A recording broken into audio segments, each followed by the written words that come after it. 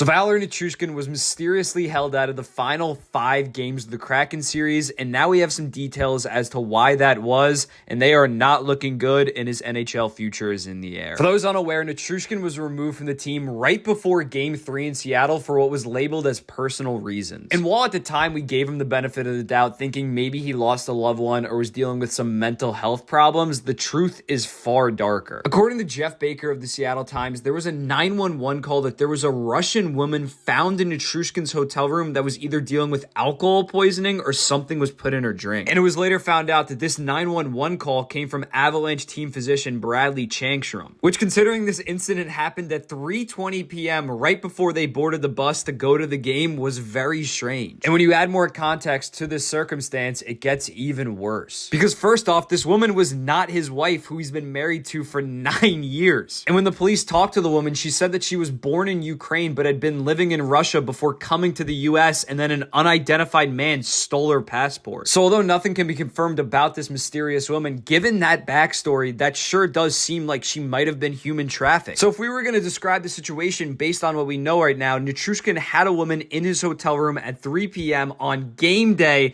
that probably was trafficked and was dealing with either alcohol poisoning or something being put in her drink. Not a good look. Now let me just make something clear. I am not claiming that Nichushkin 1000% did anything to this woman. There is no criminal investigation right now. But the circumstances of how she ended up in his hotel room in that disoriented state while he has a wife, it is definitely suspicious. And the Colorado Avalanche obviously thought the same too, because immediately after it happened, they got him on a plane and back to Denver. So the Avs probably thought that some fault was on Nichushkin, considering they were willing to scratch their third best forward for the rest of the series. A series that they would go on to lose in 7 games, mainly because they didn't have a lot of depth. Going forward, I honestly have no clue what will happen with Nichushkin. Because not only can the Avalanche potentially discipline him or even buy him out, the NHL can step in too if this becomes a legal issue. But overall for Nichushkin, I really hope this situation isn't as bad as it seems right now, because this dude's story of going from a top 10 bust to a late breakout star was genuinely inspiring. So for this to happen is a damn shame.